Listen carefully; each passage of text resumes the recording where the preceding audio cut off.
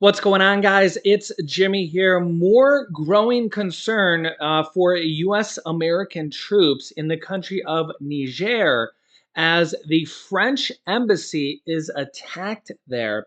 Remember here that the U.S. has multiple military bases there with approximately over 1,100 U.S. troops there.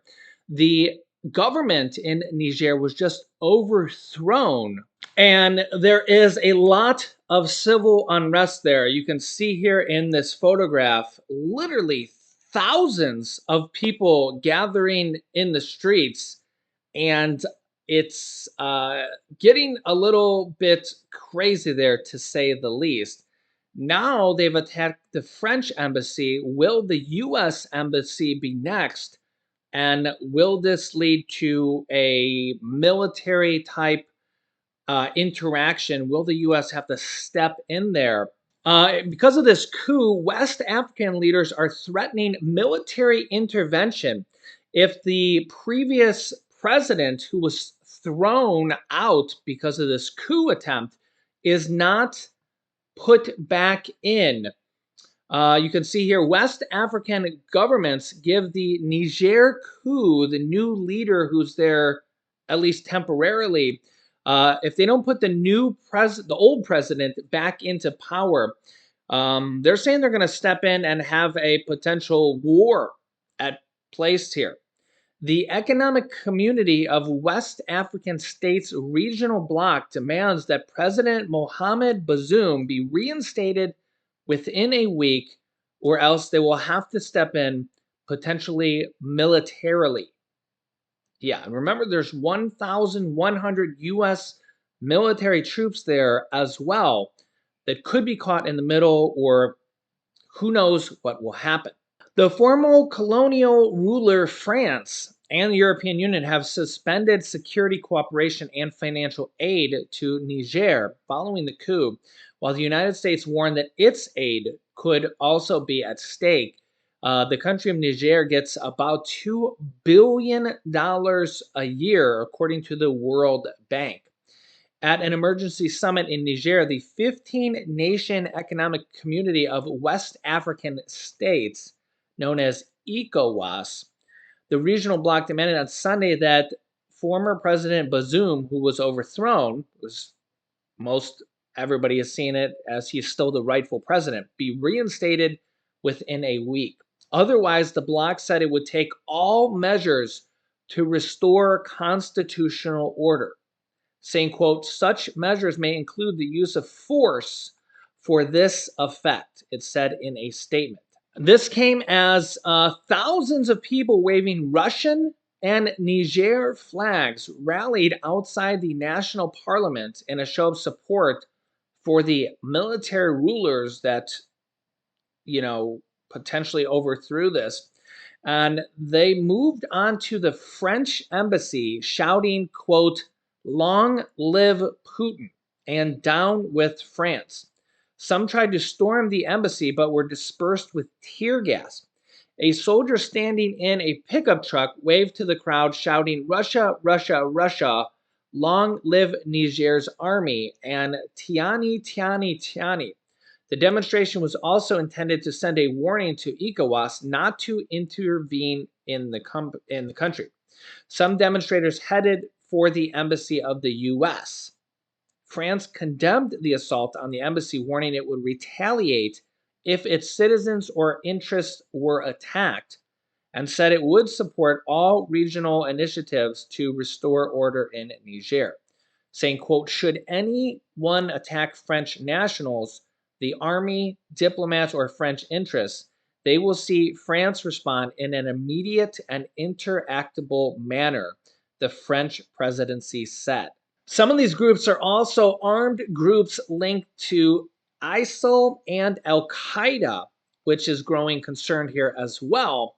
There's also been a lot of suspicion, almost confirmation, that a lot of the people there in these groups, which are just civilians, may have been paid to hold the Russian flags and to shout things like "We love Putin" and stuff. Um, because they're really just average everyday civilians and they're from Niger. How would they even get Russian flags? I mean, they're an African country, just think about it. And this is one of the poorest countries in the world. I mean, these are people that like struggle to buy food. You think they're going out and buying a Russian flag? I mean, just kind of put two and two together here. If their choice was, hey, we want to buy food today, or we could go buy this Russian flag from the local Walmart. Do you think they have a local Walmart there? No, of course not. Where would they even go buy a Russian flag? You can let me know your thoughts on this. But there's a lot of people saying that they were giving these Russian flags and potentially given money to go out there and show this stuff, as there's a lot of TV cameras and now national spotlight on this. You can let me know your thoughts here. But there are, world troops there like US that are potentially in harm's way. And this could grow to a potential international type military matter. The Wagner Group boss Prigozhin also applauded the coup leader who overthrew the government there, which is, because he kind of had a potential coup attempt on Putin. Whether or not that was real or not remains to be seen. But Wagner mercenaries in Belarus moved closer to the Polish border. If you've seen my interview with Colonel Tony Schaefer, we talked about that. I'll have the other part two of the interview coming out here in the next day or two. I'll link you to the first part of that video here in a moment. Very, very good interview there.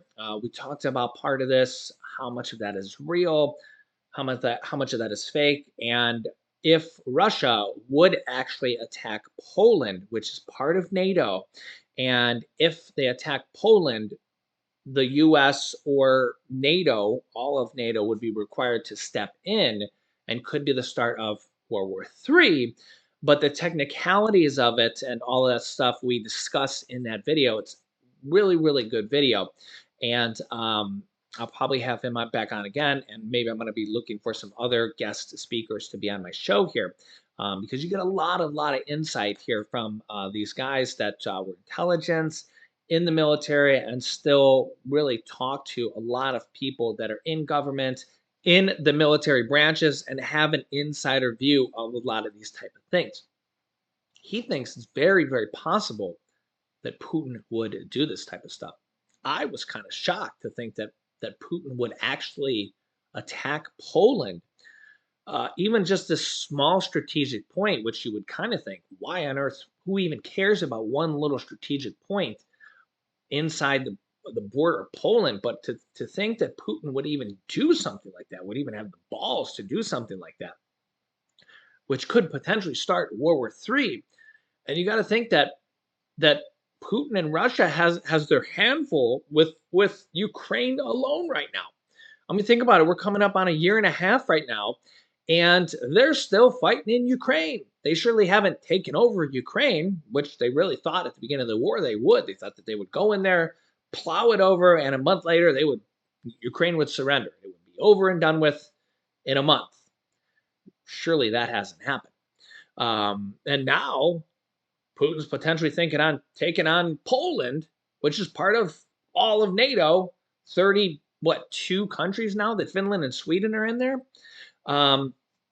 This is a significant development. So we could be at World War III or be pulled into this war officially if something like this were to happen.